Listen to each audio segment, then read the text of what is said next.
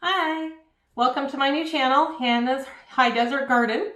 I am Hannah and I live in northern Nevada. I live north of Reno, Nevada, and I love to garden. And so, but the thing is that out here in the high desert, it is somewhat challenging, and there are definitely some unique variables that I would like to share with you through this, and tips and tricks on how to make your harvest more abundant and have flowers be more productive, and hopefully try to get rid of some of those pests that we all have to deal with no matter where we live. Some of them are different in different areas, but around here we deal with a lot of just a variety of nasty biting insects that also like to eat all sorts of plants. So anyway, that is part of my goal with this channel, also to share with you when I start seeds, when I plant, what I'm looking for in different conditions as far as when I put stuff outside. Right now I am going to, for this first video, I'm going to show you a little bit of outside of my garden. And right now it is inches deep in snow still, because we got that big storm that came through covering the west coast earlier this week, and over the course of 3 days we got about 6 to 7 inches. Out here, places that were in higher elevations got 2 to 3 feet, and so it just depends on where you were, how much snow you got. So anyway, usually this is the time, beginning of March, that I actually start putting fertilizer down around the trees and my perennial bushes. However, all of those still have snow on the ground, so we're going to wait a little bit on that. But today I am also going to show you how I start my seeds. And today I'm going to be starting both some peppers and tomatoes. Those are the ones that take the longest to get started and to grow and be ready to be put out. And normally our last frost date is average about May 15th, which is when you can really start planning to put your stuff outside full time in the ground. And so I'll be going through hardening off and all of that stuff, and also showing you how to keep an eye on the weather and planning for all of those variables. So anyway, let's get started. Okay, so this is what my garden looks like right now. As I said, covered in several inches of snow. I've got some raised beds right over there, and then around the corner there is another one. Plus this one up here, I do greens and lettuces and stuff in it. And I got a nice oak tree right there. Then in the back behind that is a peach tree. On the other side over there, kind of over here, right in there, raspberry bushes and my compost pile. I've got a nice big round bed in the center there, which gets some glorious light, really good morning to early afternoon, and then in the late afternoon it gets shaded during the hottest part of the summer, which is great. And I've got some pear tree back there, and then cherry tree. And then back behind the barbecue here and the patio area is my flower bed. And I've got a number of different varieties of perennials and annuals that I put in there. And then on the far side back there by around the cherry tree there, right in there, you can see some other small raised beds and some pots. So those have irises and daylilies in them. And I'm just warning you right now, when those start blooming, you will be spammed with so many blooms. Anyway, so that is the current state of my garden. Okay, so I have put in here some seed starter. You can see it off to the side there. It's the Garden and Bloom Simple Seed Starter. Just a very simple mix of some perlite, sand, and for some other things that make soil drain well, but also hold on to moisture to give that perfect environment for starting seeds.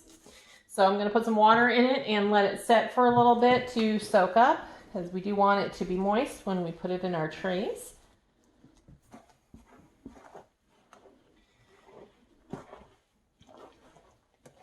And this stuff tends to be fairly dry, I've noticed, so don't want to put too much water in, but we also want it to be able to stick together when we clump it. But when we do that, we also don't want water to be dripping out.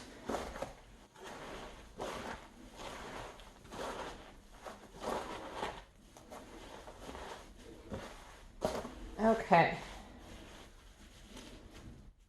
So a little bit of water coming out, but we're going to let it sit for a couple minutes here while I talk about some of the other stuff here. So I also have these trays that I got from Modern Grower, and they are hard plastic and made in the United States. They are hard plastic, and this is the third season I'm using these. And these are amazing. They have lots of room in the bottom to let roots to grow out and everything. You wash them and rinse them and put them away, and they are good until the next season after you're done using them. And I have not had any break so far, and I use them pretty roughly. You know, pack the stuff down in there. They kind of get thrown around after you pull the stuff out. The nice thing about these holes in here, they're real easy to pop your finger up in there to get the little plugs out. So it makes it real easy to get those seeds started. All right. So the other thing I have set up here, I have these rapid clips. I like the 4-inch size for seed starting because they're short enough that they don't interfere with the greenhouse cover. The 6-inch and the 8-inch ones are actually really good for your bigger pots and stuff once you pot them up. And today I am going to be working with 5 different kinds of tomatoes. So I've got yellow pear tomato that I harvested seeds from last year, cherry tomatoes also from last year, Cordova tomatoes, which make a really, really good paste tomato. And these I actually got from Territorial Seed Company. I've had these for a couple of years, and each year they've done really good. Pineapple tomatoes, these I actually got from a farmer's market, and I got the seeds from them. And I grew them the last couple of years, but last year, I didn't get any tomatoes off of those plants. The plants were good, but no tomatoes. These are very slow growing, so I probably should have started these maybe a little bit earlier. And then my absolute favorite is the Goliath tomato, and it is a determinate variety. And these I harvested from last year as well. And I've grown these for 4 years in a row now. I started with a plant that I got from Lowe's, and from then I just got the seeds from those fruit and moved on. They are very consistent in how they grow. I have not had any variation between the years in how they've grown and how they've started. They're usually very fast starting. And the determinate varieties are really nice for smaller spaces because they don't have that all over the place growth habit that a lot of other tomato plants do. These are bred to be very compact, but you get bunches and bunches of fruit. I absolutely love these, and they have a great taste. The last year, most of my tomatoes, and I got I think four bags worth, so probably about 7 to 10 pounds each of those bags of tomato sauce out of just these guys. And these were my biggest producers last year. They did amazing. So they're going to go back in the same spot this next year, plus probably a couple other spots in my garden.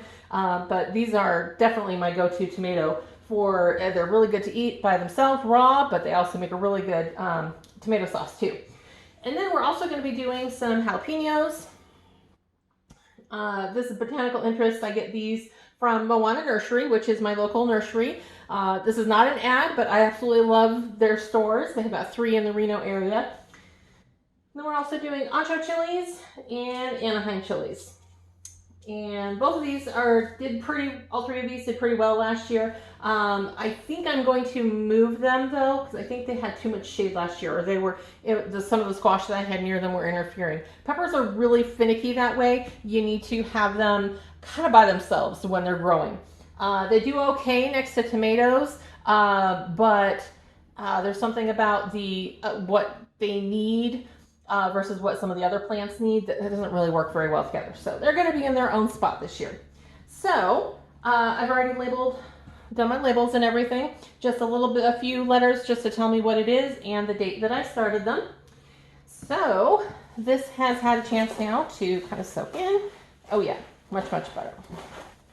And I did use slightly warm water, so it's not cold. So it'll help these seeds warm up. And I also have a warming tray, and I'll show you that setup when I'm all done.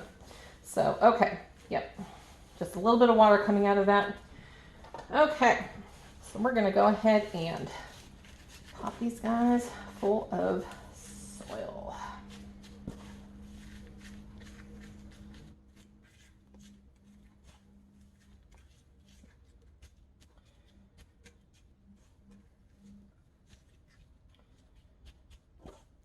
Now you don't want to pack them down too hard because you want those roots to be able to move around in there. But you also don't want big air spaces either.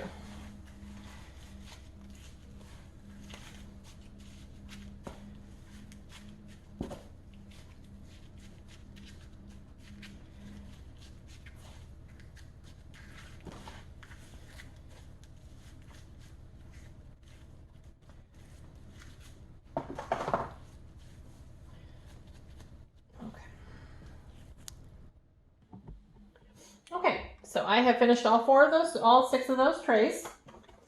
And now I'm going to get these out of the way. And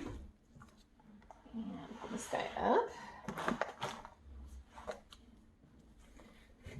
And working with the seeds, it's a lot easier with your bare hands. This was just to keep my hands from dirt from getting up underneath my nails. Because I accidentally cut my, not flipping off or anything, accidentally tore my nail right there, and stuff's been getting up underneath it, and I don't want to get infected. Oh, PSA, if you're working outside, especially in the northern Nevada area, number 1, have your tetanus shot updated. Very, very important. The tetanus bacteria is a serious thing, and there is quite a bit of it, especially up here in northern Nevada in the soil.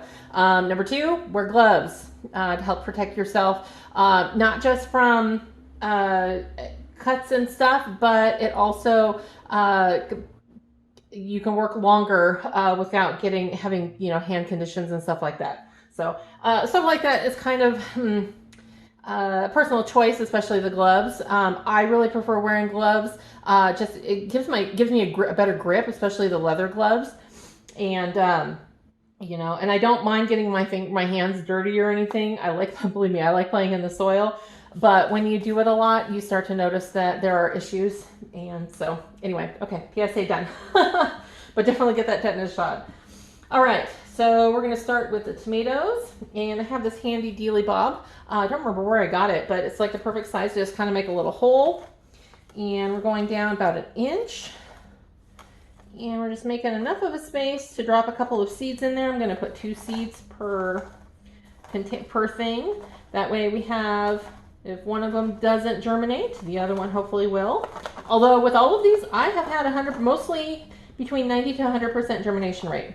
So that also is a really good indicator of a strong seed.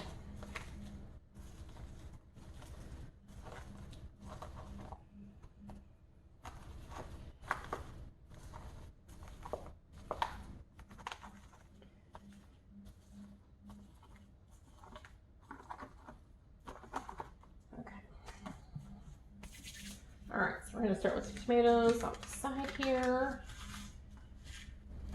Oh yeah, Goliath tomatoes. So I'm going to take 2 of those dealy bobs. Sometimes 3 get in there because these guys are small.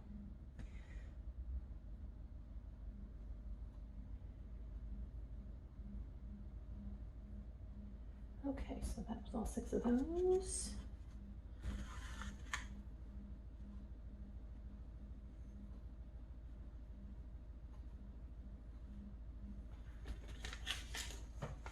That was the Goliath tomatoes. We're going to pop that in there so we remember which are which. And I do need to, so for myself, I definitely make sure that I keep these marked because there are certain spaces in my garden that I put these. There's not that much left of that. Okay.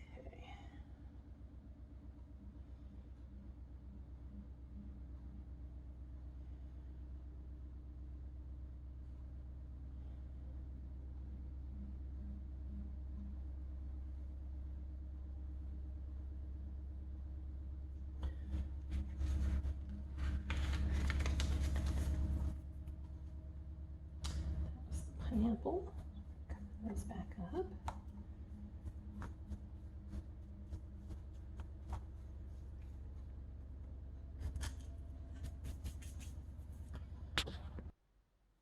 Okay, so we have them all potted up and ready to go.